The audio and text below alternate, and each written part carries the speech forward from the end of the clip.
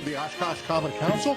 I want to welcome those of you that are here in the council chambers to the council chamber here tonight. I also want to welcome those who might be watching us on Channel 10, those who might be watching us on a computer, those who might be listening to us on the computer, those who might be listening to us on the radio. This is your city government, and we do want you to participate in whatever form you choose to do so. So, welcome. Mr. City Manager, I understand we have a couple of introductions. Yes, we do. Thank you, Mr. Mayor. It's my pleasure to introduce our two of our newest department heads, James Collins, our new Transportation Director, and Trina Larson, our new Finance Director. Jim joined us a week ago, and Trina joined us just yesterday. So those items on the agenda about the budget, I'll handle those. Don't put her on the spot so soon. I know you want to have a little fun, but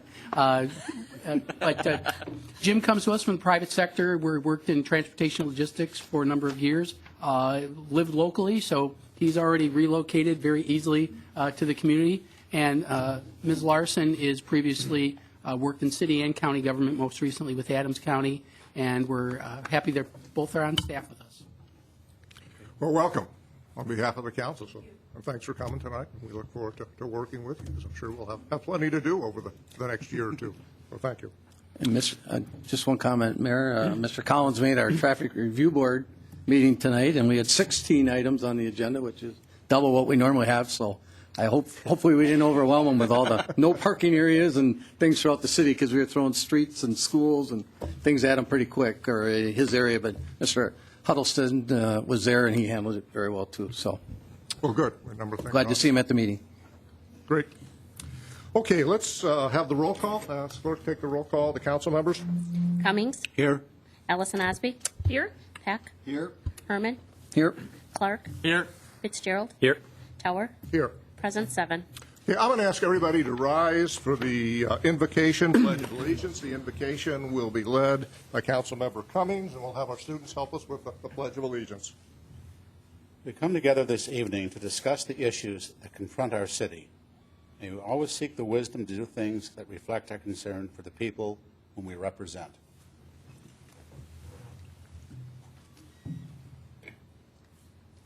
Allegiance to the flag of the United States of America and to the republic for which it stands, one nation, under God, indivisible, with liberty and justice for all.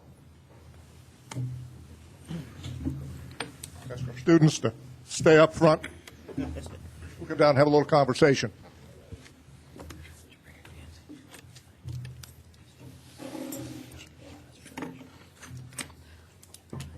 We do very much appreciate you coming down tonight and helping us out.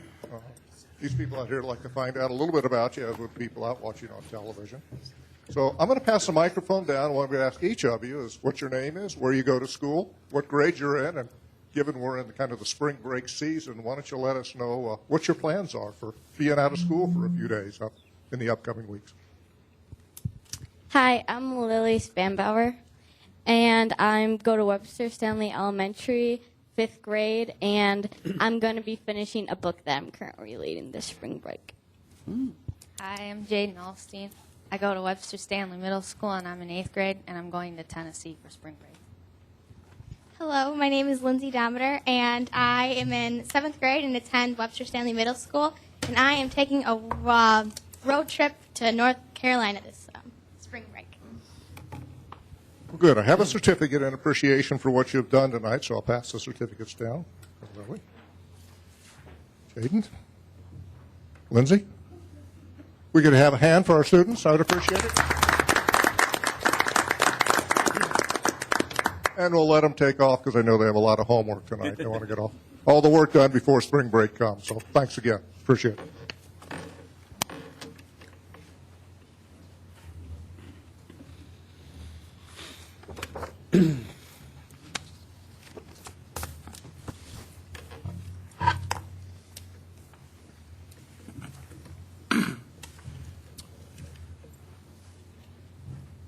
Okay, that takes us to citizen statements to the council. This is a time when citizens have an opportunity to come forward. If there's something that's of concern to them and they want to raise that concern, they can talk about that concern to the council at this point in time. Or if there's something that's positive going on in the city that you'd like to comment on, or just something you'd like the council to know about, feel free to come forward. If you do come forward, I ask that you give us your name, your address, speak for no more than 5 minutes, speak directly to the council, and there's to be no electioneering, and this is not the time to talk about agenda items. That time will come when we talk about the specific agenda items. Great.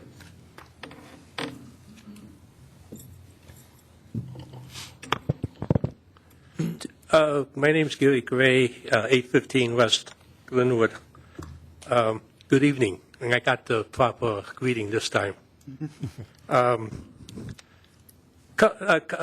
weeks ago at the last council meeting, as you know, and the people listening and watching the council meeting know that the council rearranged some of the funding for economic development, which is probably a good idea. Another step that I believe needs to be made is trying to get a concrete definition of what economic development is.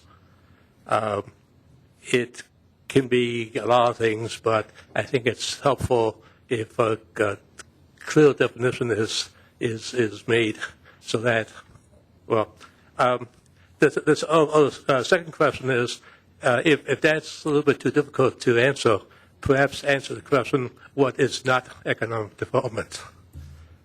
The reason these questions are important is, as I said, it's easier to talk about, and we can discuss issues in regards to economic development with a common basis, and it's also understandable to the general public. Thank you. Thank you. Anybody else care to come forward at this point in time?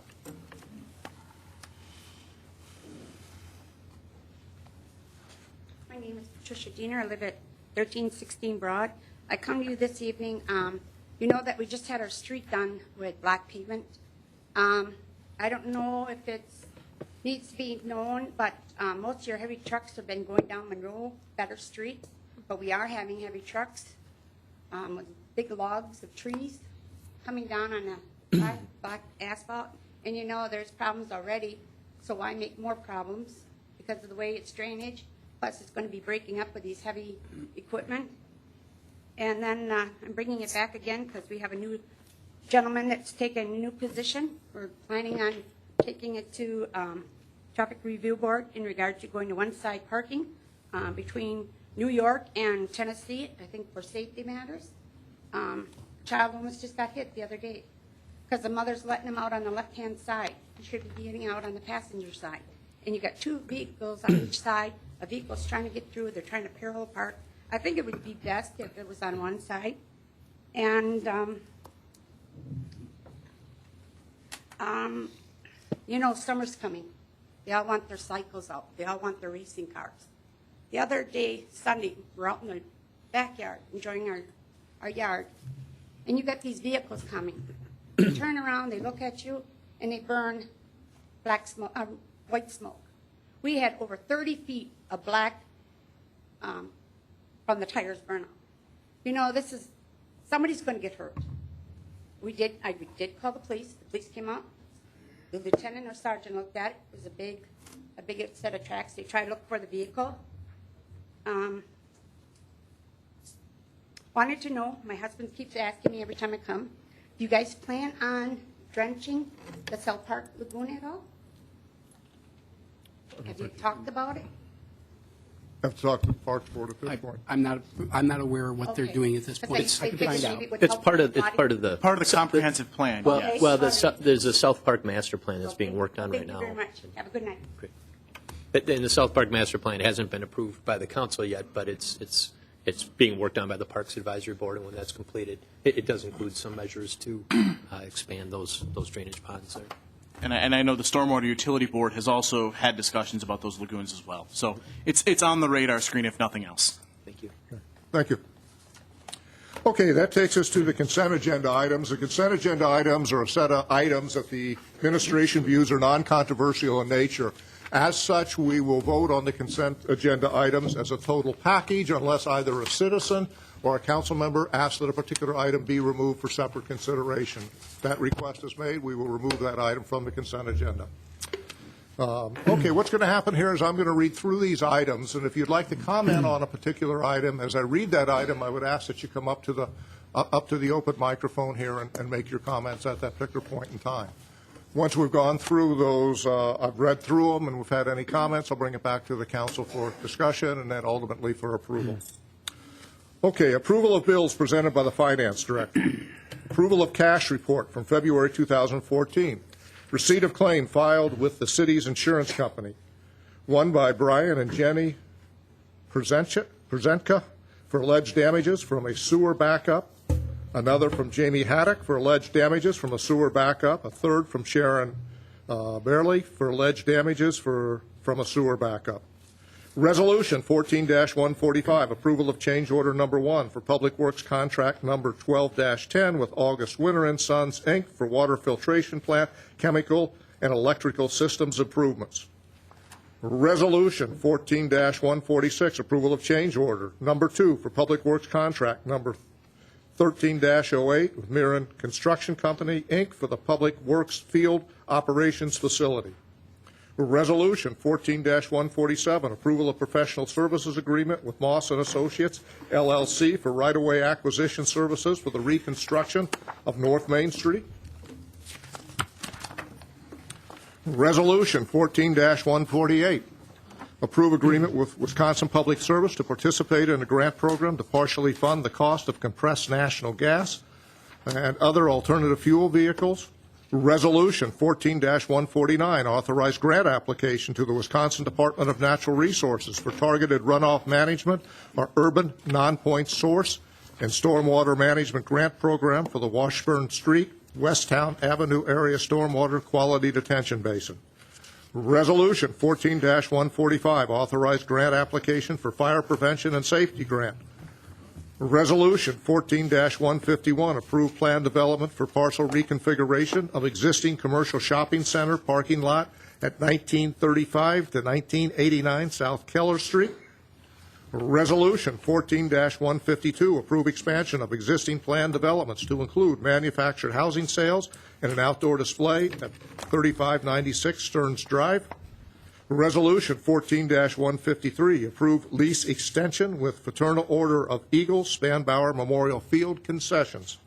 Resolution 14-154, award bids for tandem axles truck chassis with Jetter Vac for wastewater division to Bruce Municipal Equipment and Quality Truck Care Center, Inc. Resolution 14-155, approve fund transfers. Resolution 14-156, approve fund balance reservations. Resolution 14-157, rescind property taxes, Benjamin Moore Paint, 922 Oregon Street. Resolution 14-158, disallowance of claim by Robert and Susan Ackerman. Resolution 14-159, disallowance of claim by Peninsula Properties. Resolution 14-160, disallowance of claim by Deborah Lane. Resolution 14-161, approve appointments to Museum Board. Resolution 14-162, approve operator licenses. I see no one coming forward. One last chance. Okay, I'll bring it back to council for any questions or discussion up front. Mr. Cummings. Thank you, Mayor Tower. I have a question on Resolution 14-150, and is Chief Franz here?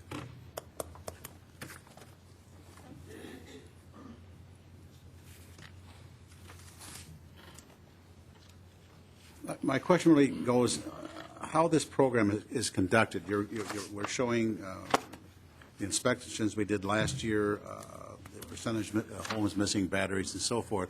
What is the procedure that takes place to do these inspections? And can the average citizen call to have their home inspected? They can call individually, but we started it, I believe, 5 years ago where we targeted a specific neighborhood, tried to identify a specific area and pick that to canvas that one. And how we had been doing it was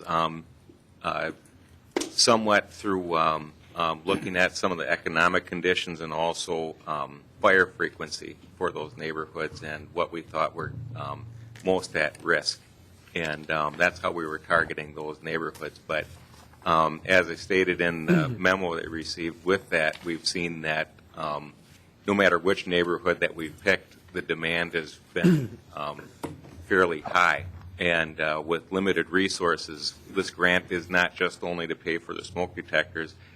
We recognize just that question you have, why are we specifically targeting that we need to do a greater risk analysis on our community overall so that we can best use those limited resources that we get through these grants. Okay, thank you. Other questions by council members, any of the items? Anybody want any removed at this point in time? No. Mr. Herman? Just a comment, Mayor. Under, I guess it would be Resolution 14-156, I just want to compliment staff, staff and Mr. Roloff. 23 departments were under budget this year. That's good fiscal responsibility. The reserves that they're asking for, I think, is legitimate. Obviously, I know from my previous law enforcement experience that ammunition is a hard thing to get, and so you can put an order in, and 6 months later you may get it and you may not. The one that does concern me just a little bit, and I take it this is the agreement, the economic development marketing promotion. Is that the opportunity, Oshkosh? Yes, Where we it is. requested a budget from the chamber, I guess, that was leading it, and we didn't get a budget back from them on how the money was going to be spent, correct? Yeah, So- we haven't gotten that information yet. Right, so we're holding that money over, hopefully we'll be, obviously, co-sponsor, going in partnership with them on that to continue to market the opportunities of Oshkosh, and Sure, we've also been discussing at the GO EDC discussions, and until that issue gets resolved, we're just reserving the funds, and then at a certain time in the future, if we get things taken care of, there was a marketing plan that was requested. Once we get that information, then we'll let the council know that the conditions have been met. Okay, and then also, with the changes in the economic development that we approved at the last council meeting, there is marketing promotion money in that budget also? I believe there is, but Mr. Davis will give you more detail. This is Mr. Davis's budget. I just don't want to duplicate services. Yes, there is money in the 2014 budget for marketing, but it's a smaller amount. It's off the top of my head, I want to say it's in the range of $10,000. And without a plan in place at this point, what is kind of how you're anticipating to market what land we have available with signage, or, going through trade magazines, or just kind of how are we going to market that now we're in the business? Yes, we definitely want to include the signage for the industrial parks and any other properties that we have in the downtown area for redevelopment. I expect that when we hire an economic development manager, they'll have some ideas as to what kind of ways that they want to spend that finite marketing funds for our purposes. But we did also want to keep that $25,000 available for the Opportunity Oshkosh if it would roll into something greater with the GO EDC. And I believe they've taken steps so we're closer to that, but I'm not quite sure we're over the line yet. Okay. Are you looking for any partners to help in the marketing process? Not so much a marketing company, but other partners a lot like Opportunity Oshkosh? Yes, I think that's in the plan, but I can't speak to actually who's going to be the partners, but I think a lot of the people who were in Opportunity Oshkosh would be the partners in the future as well. Okay, very good. Thank you. Any other comments by council members? Just one thing I would note is that one thing we will do, fortunately, we will be taking about half a million out of the fund balance, a result of a couple of big factors, but they were kind of one-time kind of things. If you want to explain those, Mr. Roloff? Sure. This is relative to item 14, resolution 14-155. The details are highlighted there on the attachments. The largest ones were ones that we talked about during the budget process, specifically contractual services for personnel. The two largest were in the police and fire department, because when we adopted the budget in 2012 for 2013, we had not even come close to having those contracts resolved. They've since been resolved, and we recognize the impact of those. Those are all budgeted for in 2014, so these are one-time corrections that we have, even though we haven't built into our budget for the future. The $325,000 was the fire protection. That was that change in the law that we felt it was better just to eat that cost and just continue that way. and then there were some numbers in there for fuel, which is always a very volatile item. Those were offset by several revenues, but also some savings in other departments. But the net number on the second handout, the second attachment, I had the finance department identify general fund revenues. We had some additional revenues of about $284,000, but also fund equity, as the mayor referred to, it's actually knocking on $600,000. We did disclose that to Moody's when we went through the review, explained the one-time nature of most of those charges, and that for 2014, we're balanced out. None of these big ones are going to come back as a continuing problem. The only caveat I'd say is fuel is always the wild card, but those other ones, we have those under control for 2014. I just made a comment that normally the pluses and minuses come pretty close to balancing out. In fact, some years, the last few years, we've actually added a few dollars to the fund balance. So this is a little different this year with kind of the one-time occurrences with the contract resolution and the change in the law. Yes, and we still have our fund balance at that 16% level, which is something that was important to council. We're still maintaining that even with this. Okay, thank you. Anybody else have any questions, comments? Anybody want to pull anything? If not, I'll ask for a motion and a second on the consent agenda. So moved. Second. Been moved and seconded. One more chance for discussion. If not, I'll ask clerk to take the roll call vote on the consent agenda as presented to us. Cummings? Aye. Ellison Osby? Aye. Peck? Aye. Herman? Aye. Clark? Aye. Fitzgerald? Aye.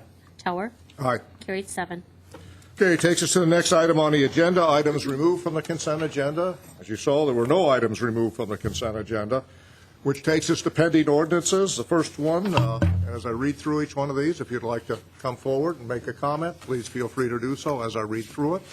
Once we've heard your comments, we'll bring it back to the council for action. First of all, ordinance 14-163, approved request to attach to city from town of Algoma, Rouge, West 20th Avenue, voluntary attachment, 3300 block of West 20th Avenue. I see no one come forward. I'll bring it back to the council for a motion and a second on ordinance 14-163. So moved. Second. Been moved and seconded. Any further discussion? Seeing none, I'll ask clerk to take the roll call vote on ordinance 14-163. Cummings? Aye.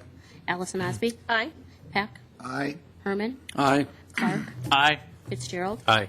Tower? Aye. Carried 7. Okay, that takes us to ordinance 14-164, amend special events ordinance pertaining to grounds for denial of permits.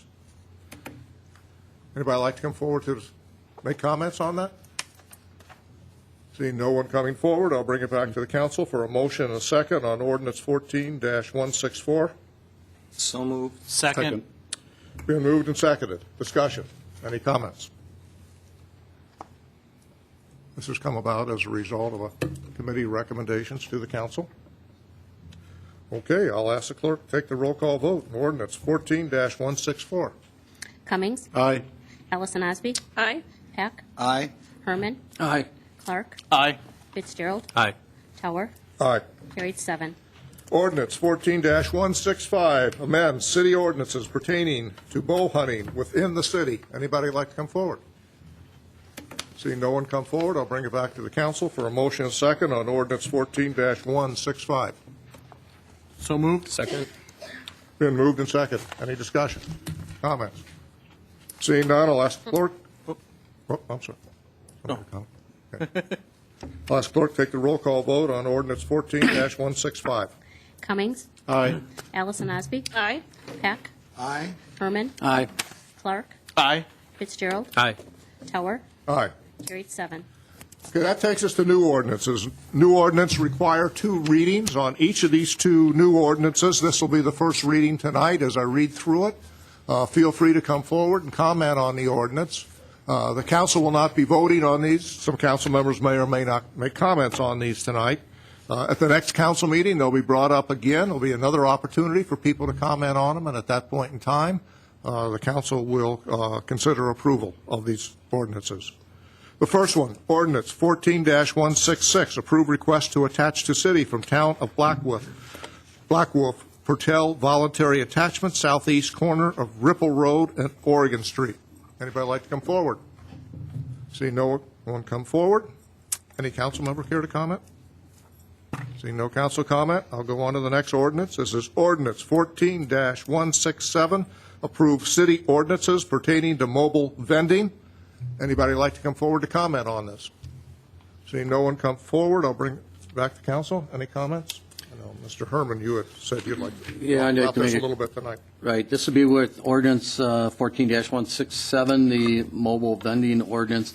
I received a phone call from one of the vendors, and their biggest concern is the non-conditional use permit. Every time they move from one site to another, they have to get a permit from the city at $75. It's actually a temporary use permit. Yeah, That's okay. not actually part of the mobile vending ordinance, but it does go through the Planning Services Division. Yes, and to explain what's going on, this is when the mobile vendor goes on private property somewhere else in the city. They have to get the permission of the property owner, but they also have to make sure that they can meet the requirements of our temporary use permits. And we charge I think it's $50 off the top of my head, but for the temporary use permits. But people like anybody who's selling temporarily, not just mobile vendors for food, but anybody who's selling anything on a temporary basis, from fireworks to rugs to anything like that, they also have to do that. So if you're going on a private property on a temporary basis, we treat everybody the same, whether you're selling hot dogs or you're selling fireworks. So I think that's what, if I understand your question, it's on the private properties, and that would be something that would, it goes way beyond mobile vendors selling food. This is all temporary uses throughout the entire city. So then, like Sawdust Days, Country USA, all the Waterfest, all those vendors pay a fee also? No, they're part of a special event. Well, when being invited to Bemis to sell hot dogs at their event, isn't that a special event? I just think they move 4 or 5 times a year. I don't think we should be charging them a fee every time they move. That just seems to be excessive for what the ordinance's intent is. Well, this one, I think a seasonal fee or a yearly fee. I mean, we charge our bars a liquor license for the year. Mm-hmm. I think the vendors should be in the same ballpark. They pay a one-use fee, or they can move up to five times, let's just say, for $300, and they have to document where they go. And because a lot of these, according to what she said, is they move when they get asked. So they're like invited to this private property to set up their vending, and like she said, one of them, they didn't even make enough money to cover the permit. Plus, they got to pay for the health department inspection. They got to pay another $100 fee for I think a vendor license, right, or something. No, if you get a temporary use permit, that's an exception. So you wouldn't need a mobile vending permit as well, unless you're also doing stuff on the streets or in the right of ways. So. And I know that the ordinance came about because all of a sudden it came out of nowhere, and we felt we needed to do something. They have no disagreement, from what I understand, with the 100 feet from special events and those types of things, that they're not part of that event. But I guess this setting up every time they get asked to move to another site, I did some comparisons. Town of Algoma charges $20. And they set up across the street from the city, I did have 75 in the memo. Okay. And I checked it with your staff, so if that's not correct, we need to change that. It probably is then if you check with staff. But the mobile vending on street, on right-of-ways, which is on the topic tonight, is different than going from private property to private property. And when you're talking about that, yes, there are some businesses that could do both, but typically the temporary use permits are for other uses other than the mobile food vendors. Okay, so that's a whole different ordinance? That's a whole different ordinance, yes. So it really doesn't, even though it applies to the mobile vending, it's not part of this ordinance? Correct, because there's some mobile vendors that just stay on the right-of-way and never get a temporary use permit, if they all stay on the right-of-way. The only reason they're getting this extra permit is because they want to go on private property somewhere in the city. If they stayed off that private property, they wouldn't need the temporary use permit, and there are those that don't go on private property. Not being part of this ordinance, I don't think I was on council when it got approved what's the rationale to why we're charging them to be on someone else's property and not on public property? Because in the zoning code, there's a temporary use permit provision that they would need to comply with. Yeah, the zoning Really was code a separate actually issue. regulates the private property side of mobile vending. And that, we haven't changed since this whole issue came up. Yeah, at this point, I think we need to kind of limit the discussion because we've moved off this particular ordinance to another issue unless we were going to talk about throwing an exemption into this issue for mobile vending. So Correct. maybe we could look at it, or maybe you could talk to the staff, Mr. Herman, between now and the next time, too. Okay. So And we I can could, figure out I could include some what the information. issue is and where the issue is, but I think we're moving off the mobile vending. It's definitely related to it, so I appreciate the discussion, but is that okay? I think we can probably provide some general information to understand the difference between, because this ordinance isn't related to that, and in fact, it's a different ordinance altogether.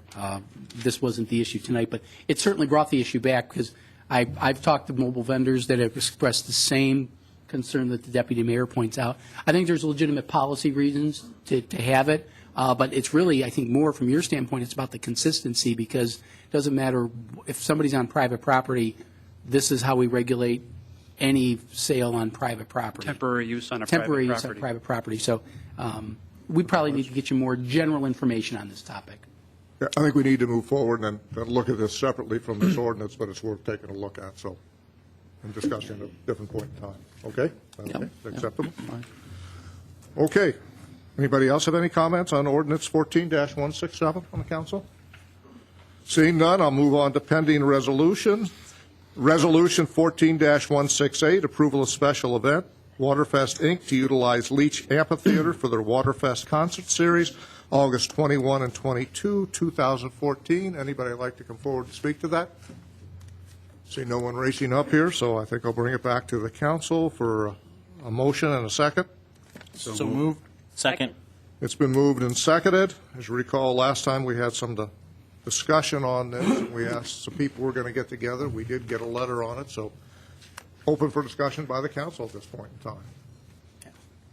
Mr. Maurer reported to me everything that was in the letter that came from Mr. Shetter at the hotel. We had representatives, Mr. Dempsey, Mr. Casper from the chamber, Mr. Collins, and Mr. Huddleston, and Mr. Maurer from our staff, as well as Mr. Shetter and Batley. So everybody was in the room talking about the things. This one primarily had to do with the Gus Macker tournament, but we actually asked that they talk about all the potential conflicts. And they had a really good discussion. We highlighted the responsibilities we have to the convention center, our agreement with them. We talked about historically how we've handled Waterfest issues. The real issue is that the Waterfest, we're a victim of our success. The Leach was started when the convention center had begun to fall on hard times, and then we've had our Waterfest nights on nights where the convention center hasn't been busy. Now we've got the conflicts. They believe they've worked them out, and we think they have, based on the discussions we've had, and they identified what the responsibilities were. You can see from the letter that the hotel will have staff out there to ensure that people using the parking lots are definitely people who are using it there, and I would assume it's something that they've figured out with the cooperation of the Waterfest folks. So staff's satisfied that they've worked through the issues that the council requested. Okay. Any questions, discussion? Yeah, I have a question. Mr. Herman. Thank you. Was there any discussion, it doesn't say in the letter at all, about satellite parking and shuttling people to and from distant sites? It doesn't say that really in the letter. It just says that it talks about the joint parking lots and that the hotel's got first dibs and stuff like that. But we talked about satellite parking and shuttling and things that would help out. So I'm just curious if that discussion was held. Mr. Maurer. At the meeting, it did not come up. I think the discussion between everybody in the room was that they could figure out for staff parking, adequate parking within the Riverside lot, the CP lot, as well as the Convention Center lot. But I think that is an alternative that, as we take a look at City Center and a few of the other venues that host, whether it's a private event or a public event, that some of that discussion we know still needs to take place amongst a number of individuals. Okay. I did talk to Mr. Batley about that issue. I wasn't sure if it was discussed at that meeting. Mr. Batley, because he's very concerned about his customers, is considering doing some shuttling from parking lots that won't be as much in demand. And there's plenty of parking lots that are going to be away from that area, and he is considering using his hotel shuttle to shuttle his own employees. And that's something he told me he was considering. I guess he wanted to figure what he was getting taken care of close to the hotel, and he'll work on the rest. Okay. I just want to thank the staff for their time in addressing this, because I know we had some very specific questions, and I want to thank you for coordinating the effort to make sure that we can get all the parties in the right room and hash it out before we have an issue in August. Sure. Thank you. Okay, seeing no further comments, I'll ask clerk to take the roll call vote on Resolution 14-168. Cummings? Aye. Ellison Osby? Aye. Peck? Aye. Herman? Aye. Clark? Aye. Fitzgerald? Aye. Tower? Aye. Carried 7. Okay, council discussion, direction city manager, and future agenda items. Future agenda items, workshop on Neighbor Works, April 22 at 5 o'clock. Have that on calendars, folks. We've talked about that. So at the next meeting, we'll start at 5 for those that can make it at 5. For those that can't because of work obligations, hopefully you'll get here when you can or be at the regular meeting. Okay, citizen statements to council. Once again, if you'd like to comment on something going on in the city that's good or something that concerns you in the city, feel free to come up the microphone, give us your name, give us your address, limit your comments to no more than 5 minutes, speak directly to council, no electioneering, and nothing on the agenda.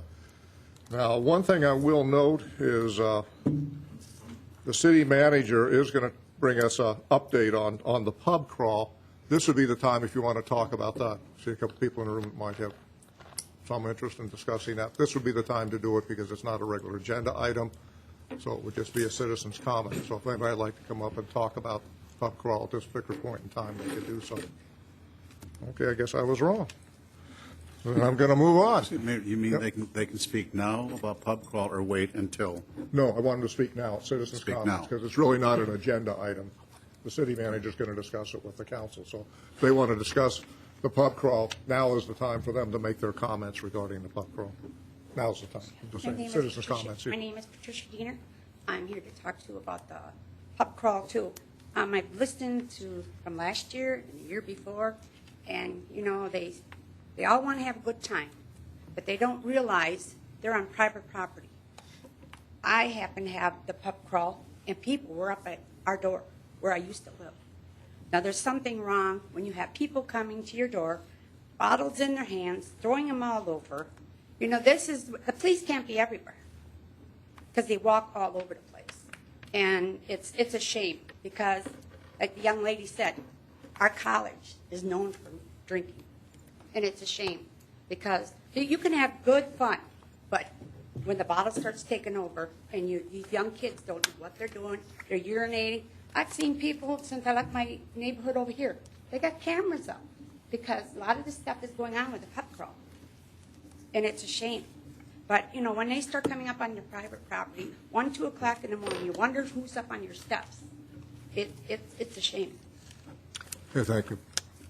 One thing I do want to remind you is that if you speak at the first citizens' comments, really shouldn't be speaking at the second, so keep that in mind for future. Okay, city manager, announcements and statements.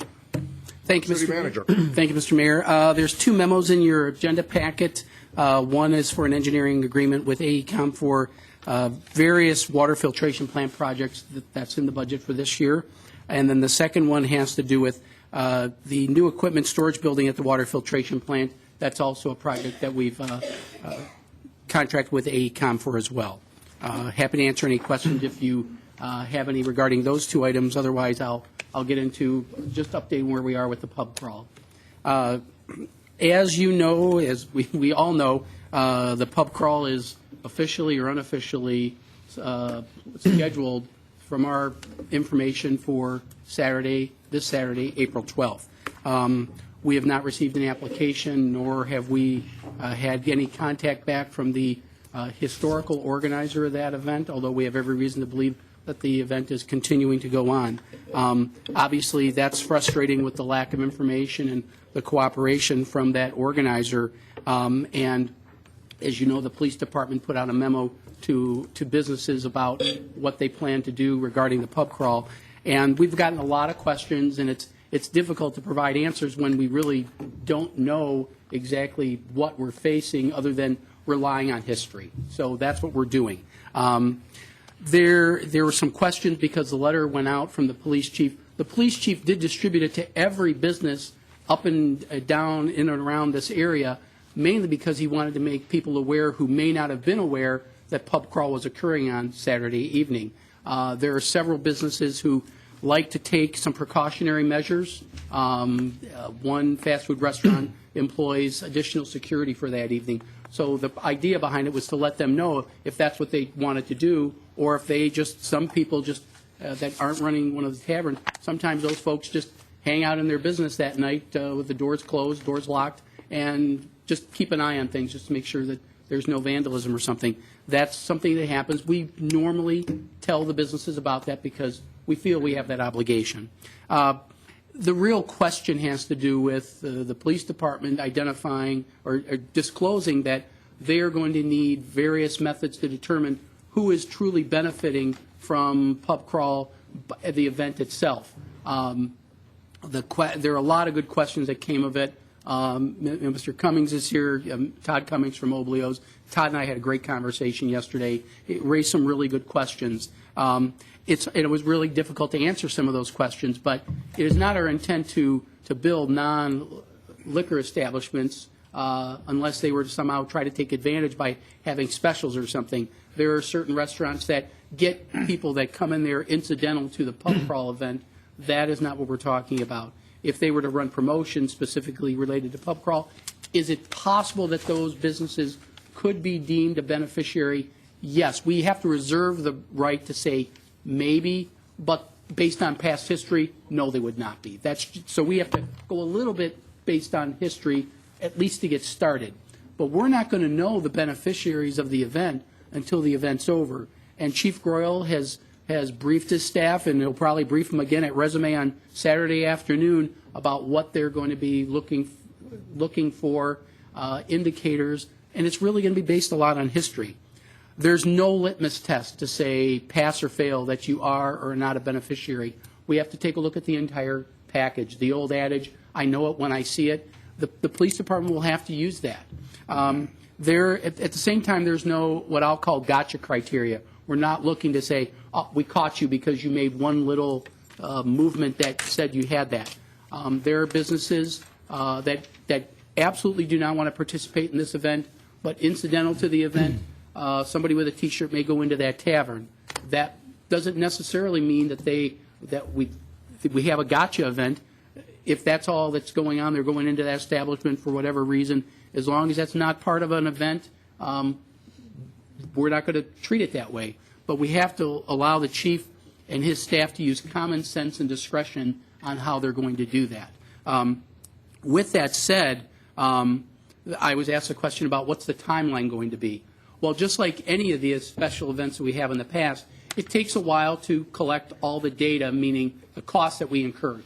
So that will take the full payroll period. So it will not be on the next full council agenda on April 22nd. There won't be enough time for us to get all the data together.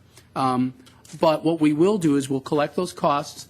The chief, working with staff, city attorney, will identify the beneficiaries, and then we will prepare invoices for those businesses, and we will also give them a notice of special charges. If they pay the invoice, then it's really over with from their standpoint. For those who don't pay the invoice, they will be on the agenda for a special charge at a time that we've notified them. They will have an opportunity to come and state their reasons why they shouldn't be assessed that special charge if that's what they want to do. But I think the chief will have some pretty good evidence to demonstrate why the beneficiaries who we're identifying are, in fact, beneficiaries.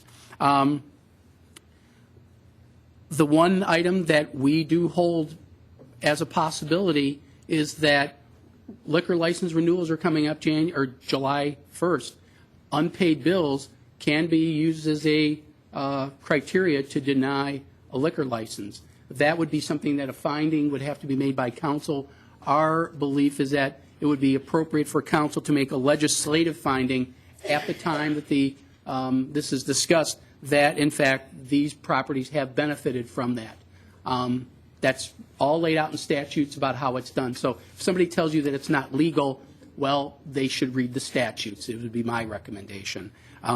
We'll give council adequate information upon which they can make this legislative finding, but the whole idea will be we will provide you with sufficient evidence to make those findings. We're not looking for the gotcha event. We are looking at people who have genuinely, historically benefited from this event, and who are actively working towards benefiting from this event as well. But we have to use our discretion and our common sense to identify who those benefiting properties are. I can answer any questions. Mr. Cummings, Mr. Peck. Well, the first thing is, we've been held hostage by one individual over the course of this whole thing who doesn't take responsibility. Our hands are tied somewhat legally. And I guess without turning into a police state, and my thought is a officer every 5 feet. How do we make this event less fun? How do we discourage people from wanting to come to Oshkosh and really hold the city and the citizens and some of the owners of taverns on Main Street hostage by this event? I mean, we should start planning now to what can we do to really discourage people from coming to the city of Oshkosh?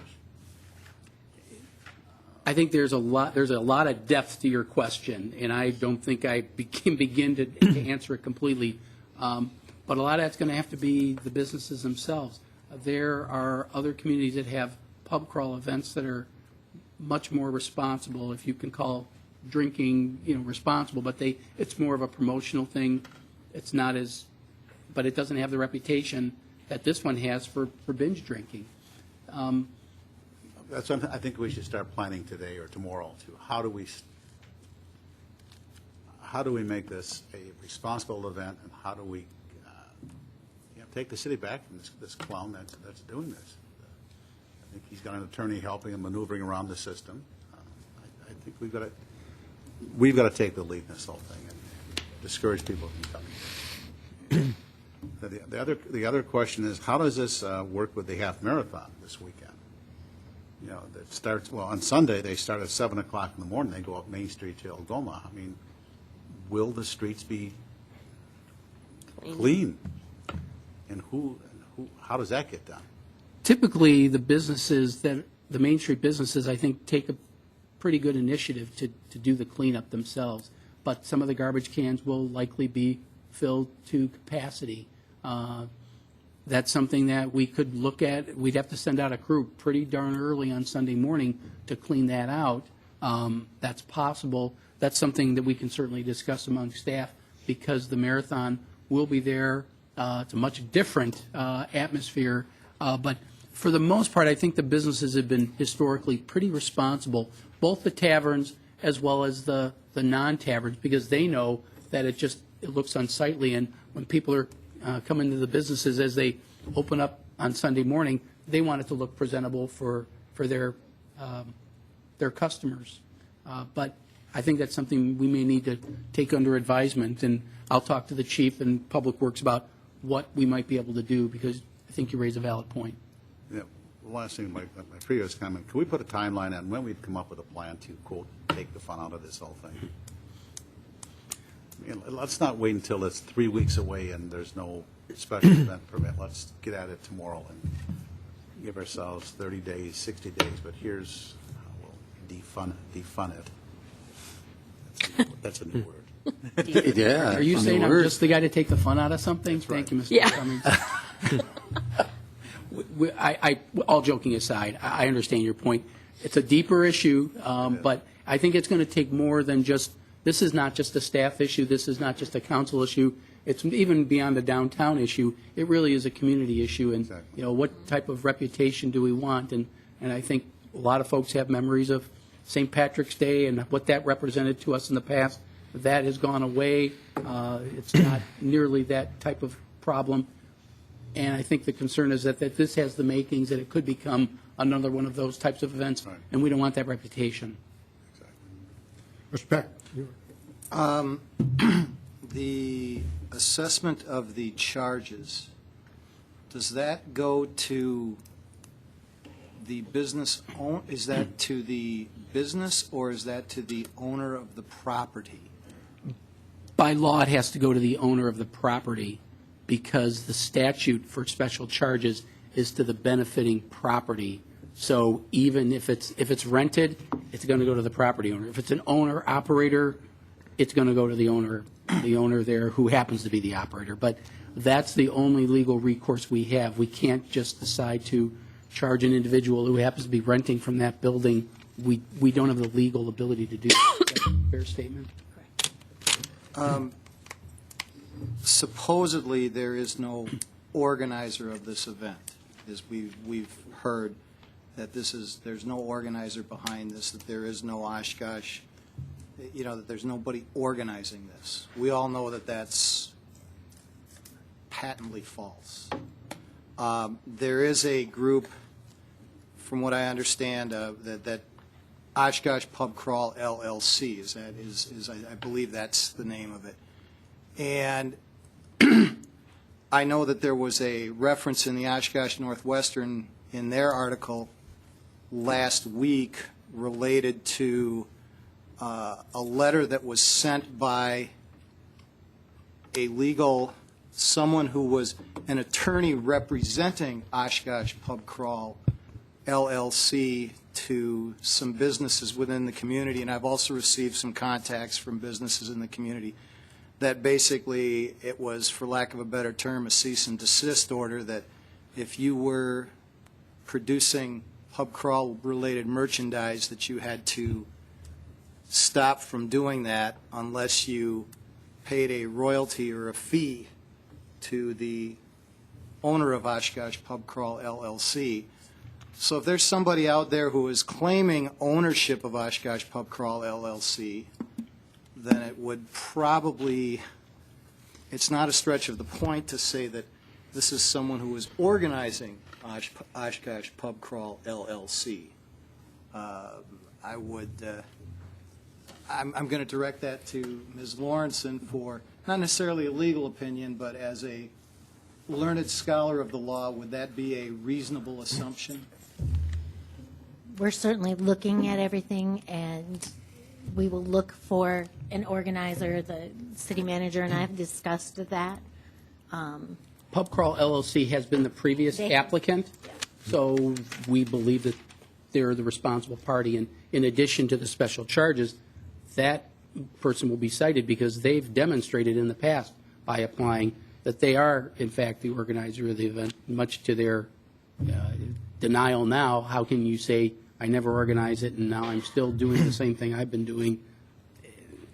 It doesn't make sense. So we're going to use every legal means possible to hold the appropriate people accountable, because it's not fair to the public, and it's not fair to the other businesses who do have nothing to do with this event, that they're held responsible for something.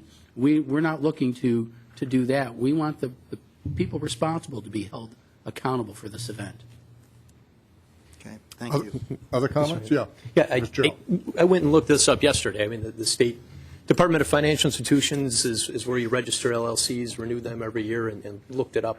I mean, we know who we're talking about, and that's the person that's registered for this LLC. It's been registered the last 3 years because he took care of the costs associated with this, and this is the corporate entity that handled those costs, and I'm assuming handles his revenue that he brings in from T-shirt sales. But I've mentioned this at past council meetings, and I want to bring this up as a alternative perspective, because Mr. Kubiak, who we're talking about, sells T-shirts, and that's all he does. And I think we make him out to be a criminal mastermind sometimes. And I commend him for taking the responsibility that he's taken on the event the last few years. But this event is so ethereal from an organization standpoint. It really there's no elaborate planning and committee meetings that need to take place. It's a matter of somebody saying April 12th, and all the tavern owners knowing it's April 12th, and whether that was Mr. Kubiak or not, I don't know, and whether he wants to acknowledge it or deny it, I don't know. He has taken the responsibility for this the last 3 years through the creation of that LLC and through applying for the event and going through those channels and paying the fees that he's paid. I know there's been some resistance, but he's also, I think, been wanting this situation where there's some action taken against other entities that are printing T-shirts and maybe some cost sharing that's going on by the taverns. I agree. This is an event that it's hard to peg into our special events policy, and I wish it was a more concrete event from the organization standpoint and from the standpoint that our special events are defined so that we could assess the cost of it appropriately to those instigators in the community. And I guess my goal has always been that the tavern owners, other downtown businesses that do benefit from this, food vendors, could come together as a committee, as an entity, and stage this event and carry out the costs. And that, unfortunately, hasn't happened. It almost strikes me as you're almost defending. Well, I am. Mr. I think Kubiak I think he's been actually beat up. when there's for lack, there's no question about it. He's the one that created this animal, and has continued to, by his over the past 3 years, admitting that this is indeed his event. And to all of a sudden now say, well, it's only done in cyberspace and it's taken on a life of its own and everything. Somebody's putting this website up. Yeah, and there's a variety of websites out there selling a variety of T-shirts. There is also an I think official we attend to Facebook go page, to, yeah. and there is a social media presence for this as well. And you are a de facto organizer and of an event. You have a responsibility to the citizens of Oshkosh to make sure that your event is safe, responsible, and that the actions of one individual don't have to be paid for by a municipality and the citizens that we govern. And the city fought very hard. I wasn't around at the time, but fought very hard to break an image of being a town of binge drinkers and rioters. If we don't learn from history, we're doomed to repeat it. If we don't make some sort of stand now, when there's a concrete example of he was responsible in the past, and I will give him credit for that, but that doesn't give him the right or the permission to be an irresponsible individual to make other people pay for his event. And while that may be a limited role, maybe it got out of control and he can't control it anymore, that doesn't make up for the fact that there was no special event permit pulled this year. This is an event that has the potential to damage the image of the city of Oshkosh and the people who live here. The people who live here have a right to their life, liberty, and property. We talked about it hundreds of years ago. And I would encourage our citizens to be a part of this discussion as well. We heard from some representatives of the community in the last meeting. We heard from some individuals tonight. It's one thing to say it in this chamber, but now we need to empower our community and our business owners to make sure that this is something that they're vocal about. A proactive community is the most important part of a foundation of democracy. And now I may get all high and mighty up here about that, but what it boils down to is one individual holding a community hostage. That's tyranny. Plain and simple, on a small scale, large scale, whatever it is.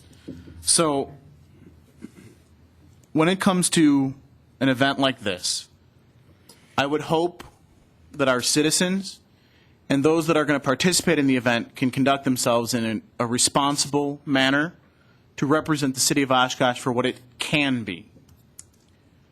Unfortunately, that will probably not be the case, and that's where I want to thank in advance Chief Groyle and his staff and all of the officers and public safety people and public works people and business owners who are going to be out there cleaning up after this event and managing it to the best of their ability, because it's them that are the face of this. We talk about it up here from an administrative, from a legal, all of those perspectives, but this event does have a face.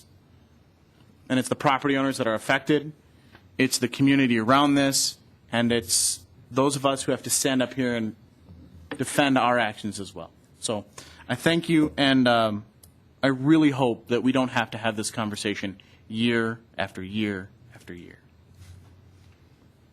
Any other comments? I just had a question. Yes, this is Allison Osby. City Manager Roloff, once the event has been completed and all the data has been compiled, will there be a list of the participating businesses? Because that was a question that's come back. I know a number of us have been contacted by many people in regards, and in my response after dealing with this also year after year after year, is that there's only so much that we can do, that they need to let the participating businesses know how they feel. So the question that has come back is then, will there be a list that will be available to the citizens if they do want to know who are the participating businesses, so they can certainly state how they feel moving forward? Well, sure. What's going to happen is, because it appears as though we're going to have to go the special charge route, the special charge notice will go to all those businesses. Council will have that list of businesses because they'll be the ones that could come here at the meeting, at which time the council makes a legislative finding that these are legitimate charges.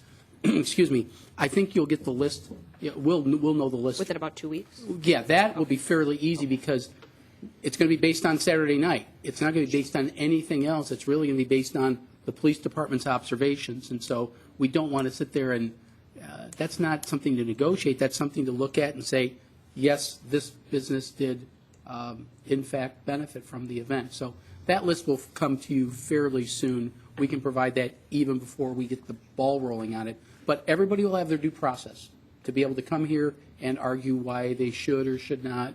I don't think people are going to be coming and tell you they should be charged, but they can come and state their case to the council before council makes its legislative finding. Well, I think the most important thing for everyone to understand is that, unfortunately, the letter that went out in this course of action is a last resort. Therefore, billing businesses is, it's an unintended consequence of an event. But the bottom line is somebody has to pick up the tab. The citizens of Oshkosh shouldn't have to pick up the tab. And, when you do have a business and you're profiting, there's expenses that come along with that profit. I'm sure Mr. Kubiak doesn't want to spend the approximate $6,000, but that's a cost of doing business. And again, obviously, at least from looking on the website a week ago, there were businesses that were listed on a map that are supposedly participating businesses. I don't know if it's still up or not. But, I think the businesses have to understand that this really truly is a last resort to trying to hold somebody accountable so that the ultimate bill payer is not the taxpayer. Other comments? Okay, seeing none, we'll move on to the next item on the agenda, which is a recess until noon on April 15th. This will require a motion and a second. Mr. Mayor, before we do that, could I just make one comment? Sure. I would like to thank Mr. Clark for his past year of service. Your vision, your wisdom, your words have inspired me. I believe that they've inspired many of my colleagues on this. You have served the city of Oshkosh tremendously well. I know you're not going away. I know you will continue to be involved in stormwater management, but thank you for your service. A lot of people that I meet in my travels, so to speak, related to the council and my 12 years on the county board, there's a lot of people who make their opinion known, but there are very few who actually step up and make their opinion known and try to make a difference. And over the past year, you have made a very positive difference and impact on the city of Oshkosh, and I thank you very much for it.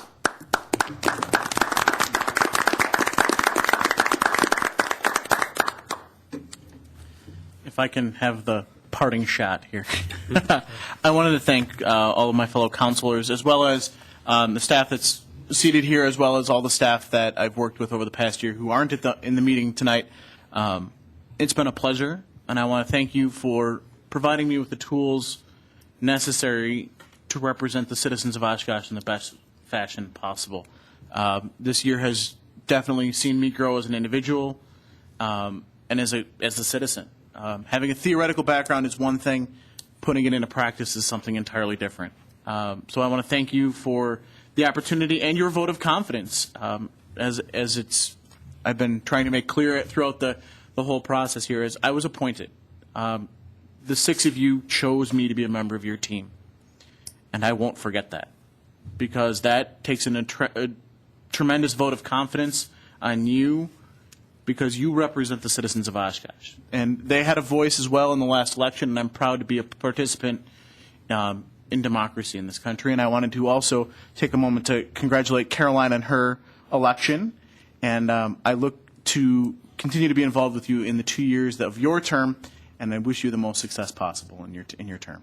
So thank you very much. Thank you.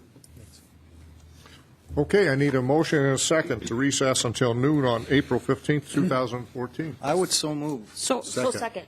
It's moved and second. Any So discussion? second. Just as Let me just make a couple of comments about the 15th. Actually, that particular day, there will be 2 meetings. There will be 2 meetings.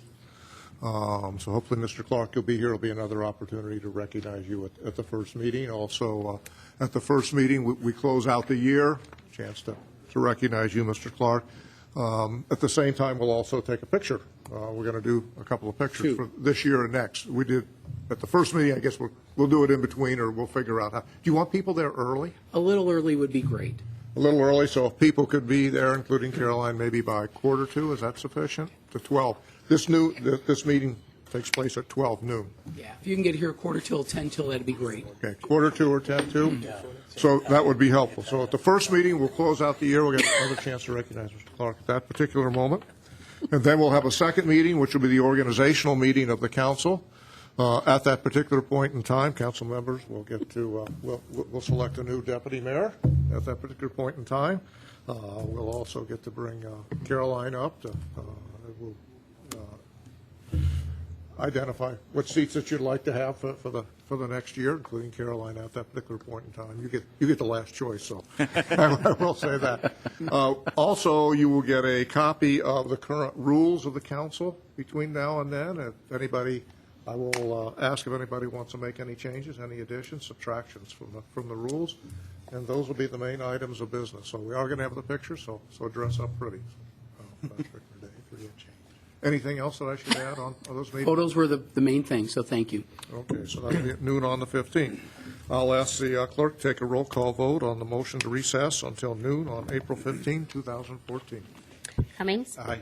Allison Osby? Aye. Heck? Aye. Herman? Aye. Clark? Aye. Fitzgerald? Aye. Tower? Aye. Carried. We are recessed. We're in recess.